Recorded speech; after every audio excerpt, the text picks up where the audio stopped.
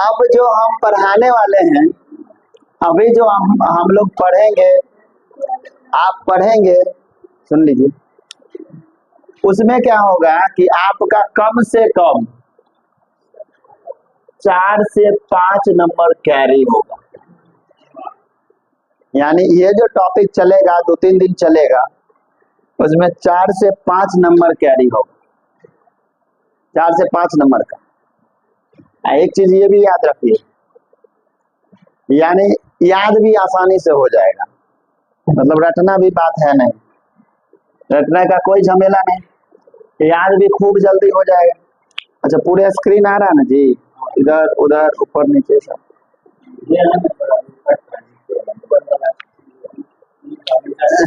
अच्छा ठीक है, थोड़ा मोड़ा चलता है तो याद हो जाएगा। आप देखेंगे, हम चलते हैं अभी 4 से 5 नंबर को कैसे कैरी करवाया जाए। यानी अब आपका टेस्ट में 5 नंबर बढ़ना चाहिए किसी भी कंडीशन में, है ना। ये जो सैटरडे का होगा टेस्ट, उसमें आपका 4 से 5 नंबर बढ़ा होना चाहिए बिल्कुल, क्योंकि जो बताएंगे उससे 100% क्वेश्चन पूछबे करें। तो पढ़ने वाले हैं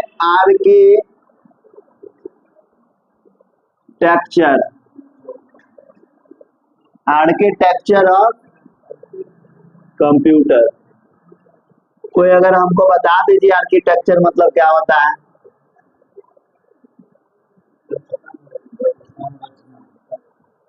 संरचना तो हमें करता है, ऐसे लिखिए, कंप्यूटर की संरचना। तो संरचना यहाँ नहीं लिखना था, यहाँ लिखना था, क्योंकि सेंटेंस ना है। कंप्यूटर का संरचना की संरचना हो गया होगा, आप लोग को तो रहने दीजिएगा, ठीक है। जिसका 7 बजे खत्म होता है छोड़ दीजिएगा। सही भी आवाज चल गया होगा वीडियो में। देखिए, ध्यान दीजिए, हम कंप्यूटर में काम करते हैं तो कंप्यूटर का कौन कौन सा पार्ट एंगेज होता है, यानी काम करने में कौन कौन सा पार्ट का क्या काम है, किस डिवाइस का क्या वर्क है, चलने में क्या अपना रोल निभाता है, यही सब पूछता है। इसके बारे में देखेंगे, जैसे मेमोरी क्या है, सीपीयू क्या है, एएलयू क्या है, सीयू क्या है, एमयू क्या है, इनपुट क्या है, आउटपुट क्या है, इन सभी चीजों को देखेंगे, सारे हार्डवेयर और हार्डवेयर के काम को, ठीक है। कंप्यूटर की संरचना, तो सबसे पहले जान लीजिए, there are 3 parts of computer, या फिर आप सीपीयू कह दीजिए।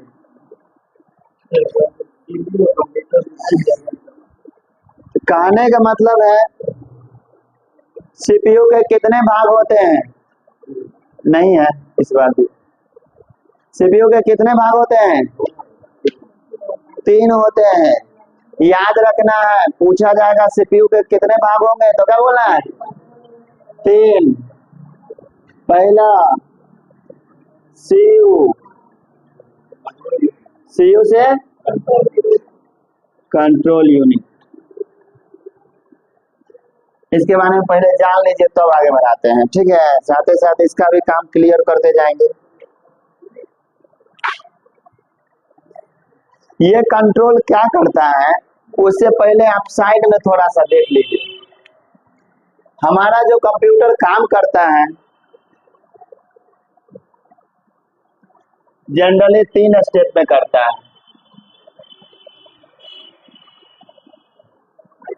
तीसरा स्टेप छोटा हो गया है।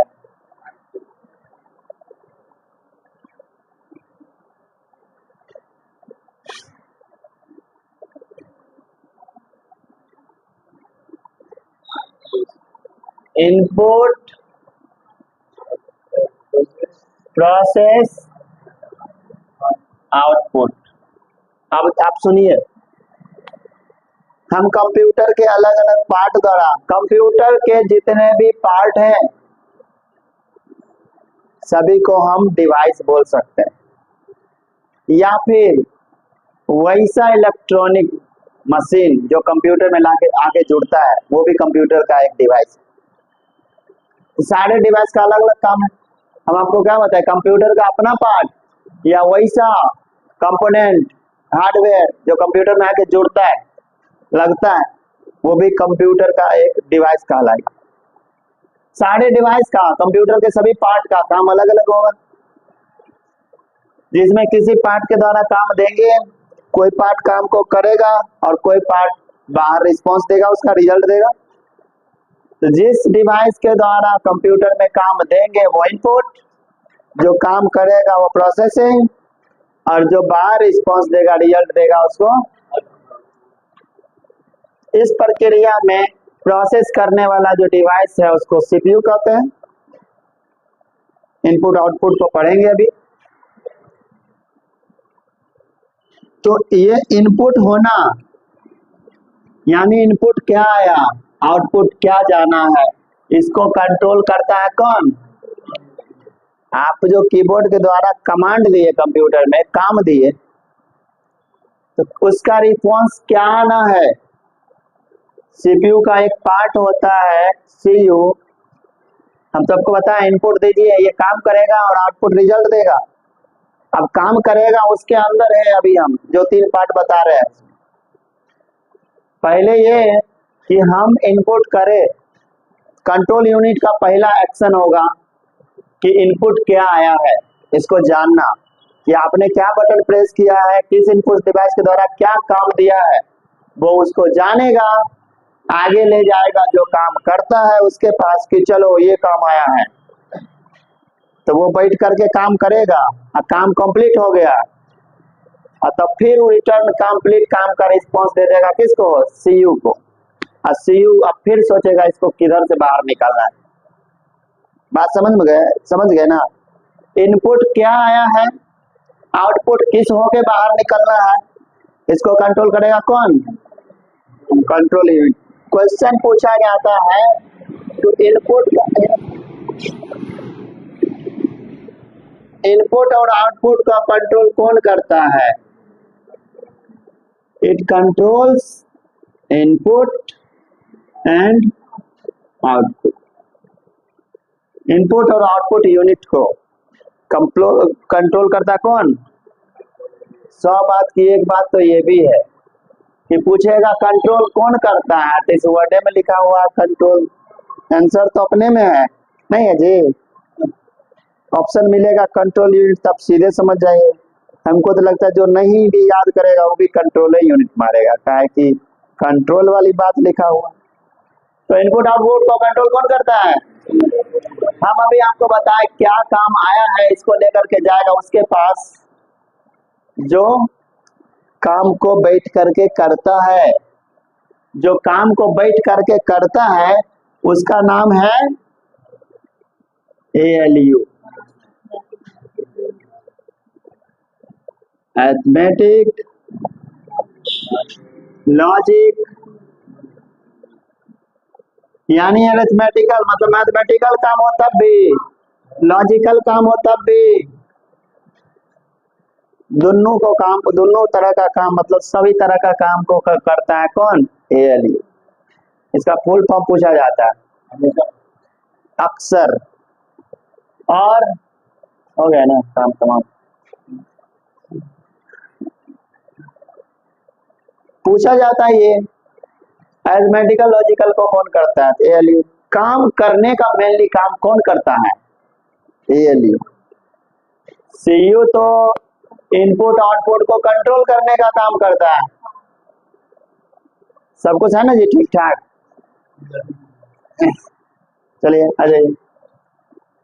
ALU जो है काम करने का काम करता है और CLU क्या आया क्या जाएगा, समझ ना? ये होता है। अब देख लीजिए इसमें देखिए हॉस्पिटल में जाएंगे ना तो सब बात कंपाउंडर पूछ लेगा। नहीं आपको सब बात पूछ लेगा, उसके बाद डॉक्टर के पास लेके जाएगा, डॉक्टर आपका काम कर देता है। अब फिर वो दवाई उवाई जब वाला सिस्टम है ना, क्या क्या कैसे कैसे करना है, तो फिर कंपाउंडर बताएगा। तो मतलब आगे पीछे का काम तो कंपाउंडर कर देता है, मेन काम डॉक्टर, अब मेन काम डॉक्टर करता है नहीं। तो वही बात है, क्या आया इनपुट, अब क्या बाहर निकलना है, इसको डिसाइड कौन करेगा, कंट्रोल यूनिट। अब बैठ के काम कौन करेगा, एएलयू। कोई दिक्कत। अब अगला है तीसरा पार्ट,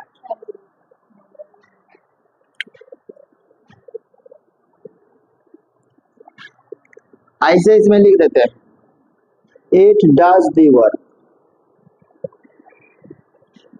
अच्छा आप समझ गए होंगे इट डज का लिखे, प्रेजेंट इंडेफिनिट है, समझ रहे ना। तीन उसमें होता है ना जी, क्या कहते हैं उसको, first person, second person, third person. यहाँ पर थर्ड पर्सन सिंगुलर में है, इसलिए समझिए ना बात को, सायरन समझ ही जाएंगे, मास्टर में है जी। एमयू, एमयू का पूरा नाम, अच्छा ये भी खूब जबरदस्त है, सबसे जबरदस्त तो यही है। कंप्यूटर में अगर मेमोरी नहीं रहता, पहला बात है कि कंप्यूटर चलवे नहीं करता, क्योंकि हम कंप्यूटर को चलाते हैं तो सॉफ्टवेयर को चलाते हैं, और सॉफ्टवेयर जो रहता है वो अपने जो रहता है वो भी मेमोरी में रहता है। तो जब रहवे नहीं करेगा तो चलेगा कैसे। अब मान भी लिए कि चलता है, चलता बिना मेमोरी के चलता, ये मानना भी गलत है, लेकिन मान लिए कि चलता है, तो अगर चलेगा तो भर दिन आप काम किए, उसको सेव कहाँ करेंगे, मेमोरी में ना। मेमोरी नहीं रहेगा तो फिर वो काम गड़बड़ा जाएगा। नहीं, आप शाम को बंद कर दीजिए, फिर कल आकर के पता चला कि गड़बड़ा गया। नहीं, तो मेमोरी का भी मुख्य रोल है, वैसे बिना मेमोरी का कंप्यूटर चलवे नहीं करता, मुख्य काम तीनों मिला के करता है, नहीं रहेगा तो काम ही नहीं होगा। कंट्रोल यूनिट नहीं रहेगा तो इनपुट क्या है आउटपुट क्या है डिसाइड करने वाला कोई है ही नहीं, काम करने वाला एएलयू नहीं है, एमयू जहाँ काम करेगा उस जगह ये नहीं है, काम कैसे करेगा, है ना। क्या हो गया ये, तो सीयू एएलयू में इतने बात याद रखना है कि इनपुट आउटपुट को ये कंट्रोल करता है, इसका फुल फॉर्म खाली याद रखना है, बात बताओ। अब हम चलते हैं किसमें, मेमोरी में। अच्छा हम लोग पहले बीच वाला पार्ट पढ़ रहे हैं अभी, और उसके बाद आगे वाला और पीछे वाला पार्ट पढ़ेंगे। तो अब चलते हैं मेमोरी यूनिट। मेमोरी का एक हायरार्की दिखा देते हैं आपको, हायरार्की समझ में आया, फैमिली ट्री नहीं होता है वंशावली टाइप का, उसी टाइप का। मेमोरी कितने हैं,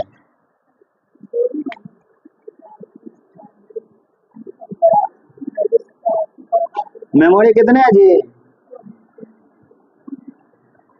मेमोरी 2 है, सुनिएगा। प्राइमरी मेमोरी भी कहते हैं, मेन मेमोरी भी कहते हैं।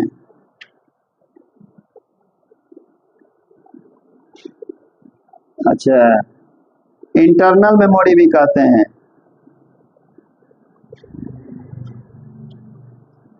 ठीक है। इसमें ये प्राइमरी हुआ तो कौन हो जाएगा,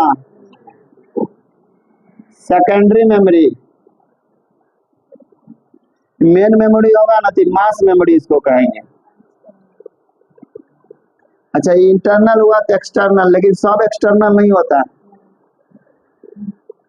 कह सकते हैं इसको, क्योंकि एक्सटर्नल सब सेकेंडरी होबे करता, लेकिन सब सेकेंडरी एक्सटर्नल नहीं।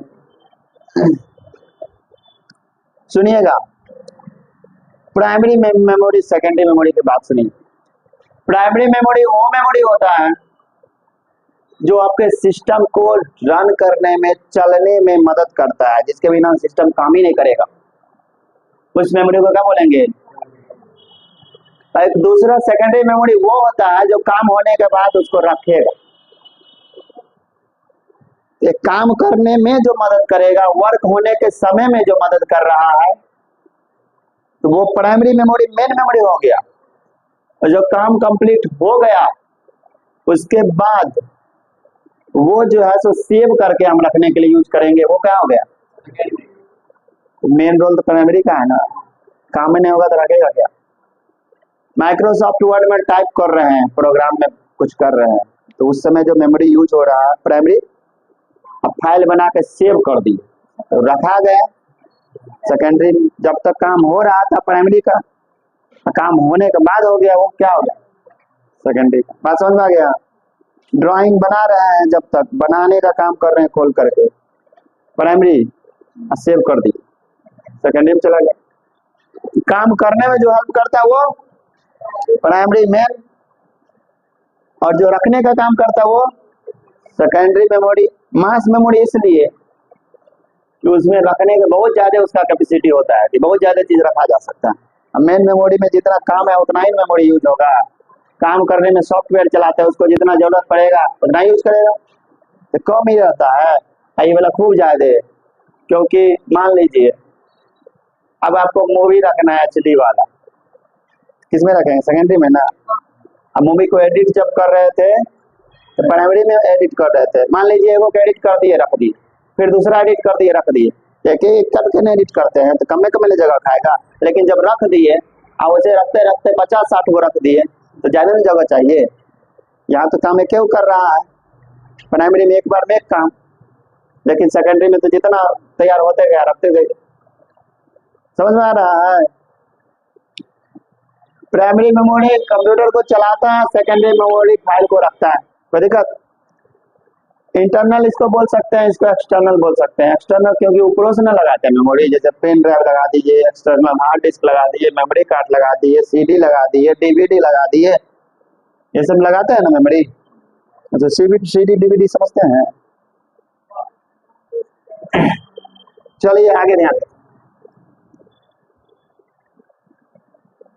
प्राइमरी मेमोरी में चलते हैं, नीचे जगह तो नहीं है, इसमें चलते हैं प्राइमरी में।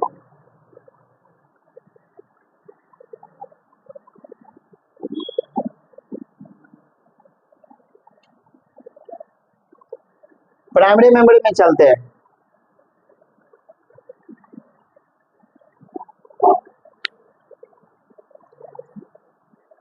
एक और ले लीजिए, पहले इसको नहीं रखते थे लेकिन आप जोड़ने लगे हैं,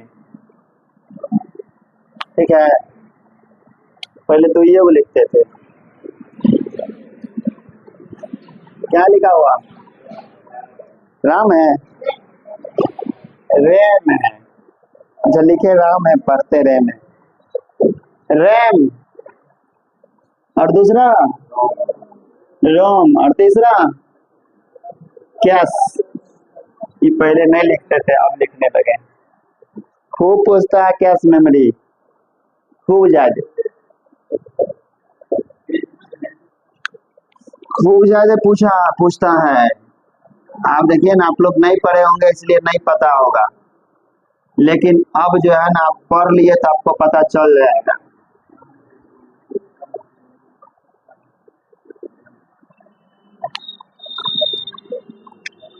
रैम रैम कितने प्रकार के है? 2 प्रकार के, डी रैम और एस रैम। रोम पी रोम, ईपी रोम और डबल ईपी रोम। सब के बारे में विस्तृत चर्चा करेंगे। ये दोनों समझिएगा। इसमें आइए, रैम क्या होता है? रैम का पूरा नाम क्या होता है? रैम का पूरा नाम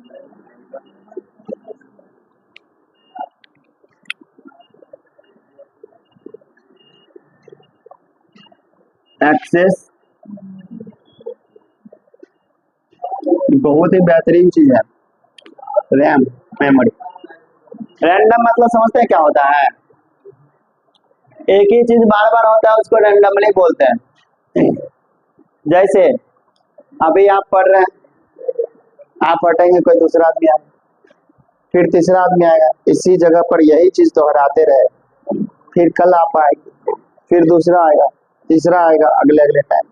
तो ये जो काम हो रहा है उसको क्या बोलेंगे? रैंडम। रैंडम एक्सेस, एक्सेस मतलब जोड़ना, उसे लगाव रखना, चलाना।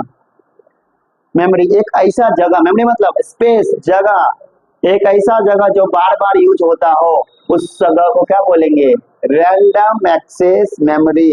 बार बार यूज होने वाली जगह। अब बार बार यूज कैसे हो रहा है? ये प्रोग्राम को चलाने का काम करता है। रैंडम एक्सेस मेमोरी क्या होता है? प्रोग्राम को चलाने का काम करता है। यानी इसके पास जगह है, आप अगर कोई सॉफ्टवेयर ओपन करते हैं, चलाते हैं, उस समय उसको चलने के लिए जो जगह चाहिए वो कौन देता है? रैम। सॉफ्टवेयर चल रहा है, बड़ा वाला सॉफ्टवेयर चल रहा है, जगह यूज कर रहा हो, काटे सॉफ्टवेयर, जगह खाली, फिर दूसरा सॉफ्टवेयर आया वो यूज करेगा, फिर जगह खाली, फिर तीसरा सॉफ्टवेयर आया वो यूज करेगा, काटे तो जगह खाली। अच्छा, एक बार चल रहा है तो जगह यूज हो रहा है, नहीं चल रहा है तो जगह खाली हो रहा है। ये बार बार हो रहा है ना। चलने के लिए सॉफ्टवेयर को जगह कौन देता है? रैम। मोबाइलों में रैम होता है, नहीं होता है जी? अच्छा बताइए, मोबाइल में सब सोचता है ना, आजकल जो पढ़ा लिखा नहीं है वो भी सोचता है कि रैम ज्यादा लेंगे ना तो बढ़िया होगा। क्या होता है रैम ज्यादा लेने से? क्या होता है ना कि अगर खूब ज्यादा जगह मिलेगा तो बढ़िया से ना काम होगा। मान लीजिए एक छोटा सा स्टेज बना है, एक डांस करने वाला व्यक्ति होगा तो खूब बढ़िया से डांस करेगा। जगह इसमें जो है सो छोटा सा स्टेज है और 10 आदमी को उस पर डांस करने के लिए भेज दीजिए तो कंजस्टेड डांस होगा। 50 आदमी को डांस करने के लिए भेज दीजिए, स्टेज और टूट जाएगा। नहीं होता नहीं सा।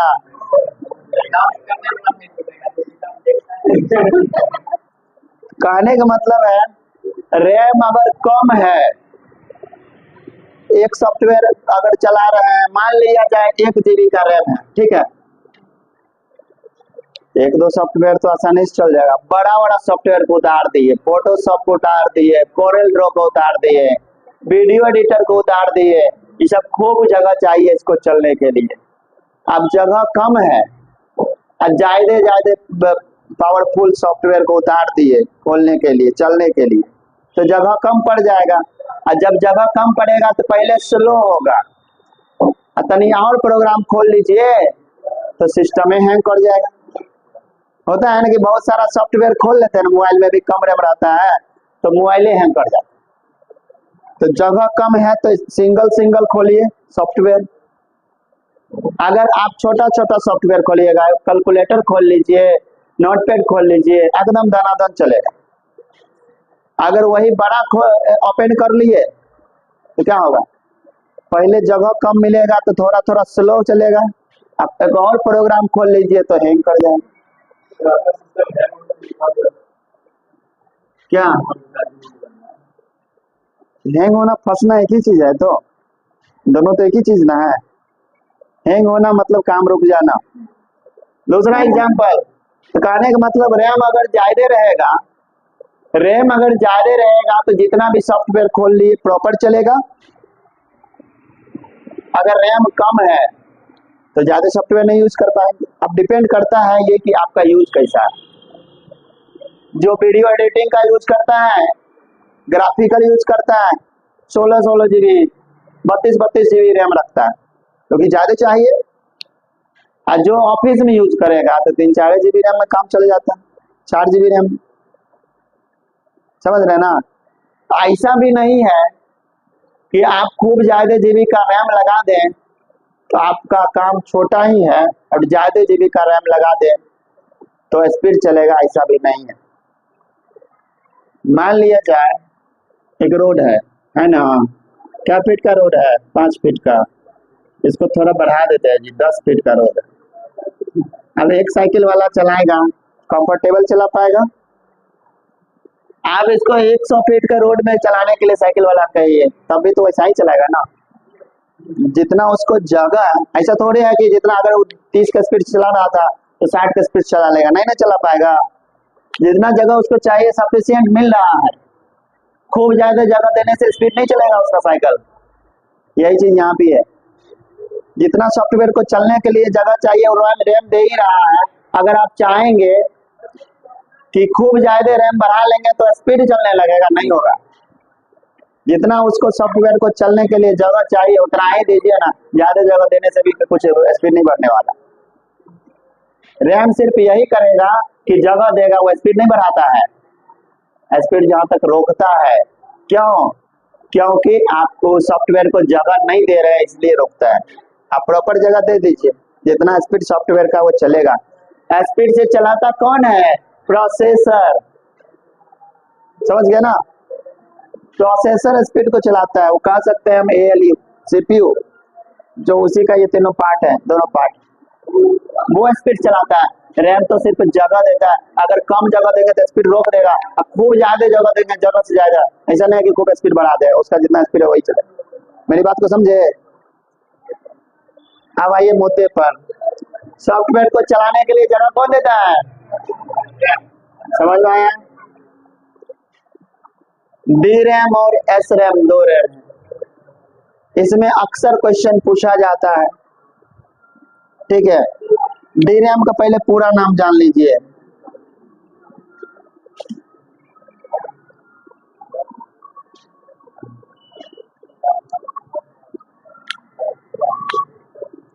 डायनेमिक रैंडम एक्सेस मेमोरी, एक होगा स्टैटिक रैंडम एक्सेस मेमोरी। बात को सुना जाए, रैम के दो प्रकार है, DRAM और SRAM। अक्सर पूछा जाता है कि दोनों में फास्ट कौन होता है, तो लिख लीजिए शॉर्टकट में, जगह तो नहीं है।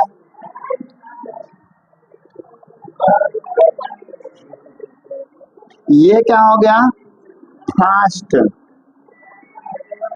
समझ गए? तो दूसरा अपने स्लो हो जाएगा, नहीं।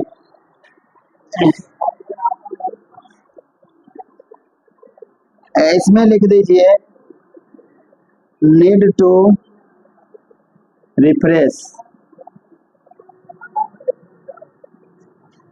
यहाँ नॉट नीड टू।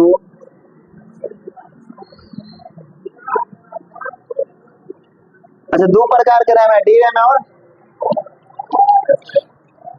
अब नया आ गया है SRAM, लेटेस्ट। रैम है दोनों, वो हटा करके नया लगाया SRAM। ये लगाएंगे तो क्या होता है ना, कभी कभी साइड कर दीजिए ना, चाबी भूल गए रूम पर, खींच करके साइड कर दीजिए। आप अपना गाड़ी साइड कर लीजिए, अपने घुस जाएगा। कहने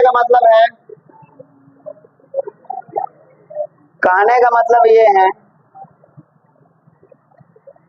कि कभी कभी ऐसा होता है कि कंप्यूटर आप चला रहे हैं, काम कर दिए, एक्शन बाद में लिया, मोबाइल चला रहे हैं, बटन दबा दिए, बाद में लिखाया, स्लो होने के कारण तो वो खुद को अपडेट थोड़ा लेट करता है। लेकिन